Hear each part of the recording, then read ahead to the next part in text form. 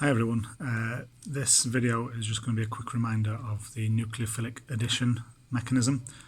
Specifically this time we're going to be doing a nucleophilic addition reaction of hydrogen cyanide to a carbonyl group.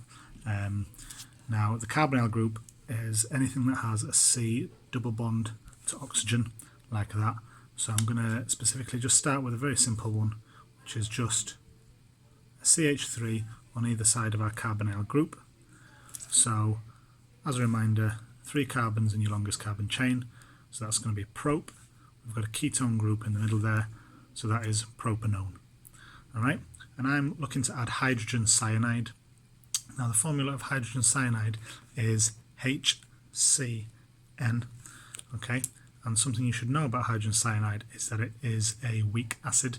Now because it's a weak acid, that means that it can partially dissociate to form H plus ions and Cn minus ions. Okay, so that's a reversible reaction that can happen all the time.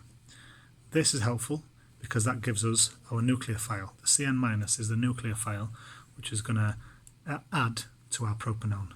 As I said at the start, it's a nucleophilic addition mechanism. So, starting off, I'm going to change the colour of my pen. In here, this carbonyl group, right, there's a difference in electronegativity between the oxygen and the carbon. The oxygen is more electronegative, so it has a delta minus charge. The carbon is less electronegative, and therefore it's going to have a delta positive charge. That means that our nucleophile, the Cn minus, which has a lone pair of electrons on that carbon, is going to attack this slightly positive carbon here. When it does that, because this is effectively making a new covalent bond, that carbon there cannot take 5 covalent bonds. So what has to happen is one of these covalent bonds in the double bond is going to break and the electrons are going to move towards the oxygen. So that's stage 1 of our reaction, and I'll put a red arrow showing that we're just going to stage 2. Stage 2, you've got a intermediate. So our intermediate is still, we've got our 3 carbon chain, that hasn't changed. What's changed is what's attached to it. We now have a cyanide group, Cn, attached to the carbon, and rather than having a double bond to oxygen, we've got a single bond to oxygen, but that oxygen, as we've said over here, has gained some of these electrons from that double bond, so that oxygen now has a negative charge, okay, because it's got an extra lone pair of electrons more than what it already had. Okay, so you can show those extra electrons. At this point, this is where our H plus gets involved, because, like we said, the hydrogen cyanide was a weak acid, so it can partially dissociate. So there is a H plus ion up here.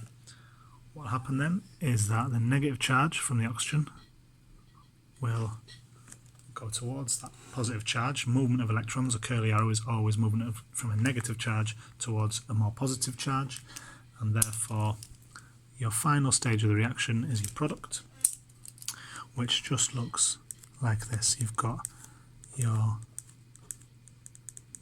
3 carbon chain as before, you've got your cyanide group attached below, and now we have an OH group, alcohol group, attached to your central carbon.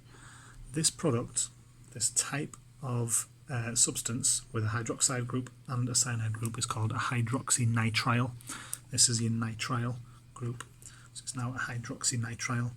So what I want you to do is spend a minute, just pause the video now, try and name that compound, and in a moment, once you've had a chance, I'll then go through and I'll name it for you. Okay, so hopefully you've been able to name that. Now if you look, the longest carbon chain is still 3 carbons. You could either have 3 carbons that way, or 3 carbons 1, 2, 3 here, or 1, 2, 3 here. But the longest chain is definitely 3 carbons, so it's going to be prop. Okay, the highest priority functional group in this is our nitrile group here. So therefore this carbon is going to be carbon number 1. So we've got a nitrile group in our prop group, in our propane chain. Okay, on the second carbon, so 1, 2, 3, carbon number 2, we've also got a hydroxyl group. So this product, we've got a methyl group attached to that same carbon as well, is going to be called 2-hydroxy 2-methyl propane nitrile. Okay, hopefully that'll come back into focus now. 2-hydroxy 2-methyl propane nitrile. Thanks guys.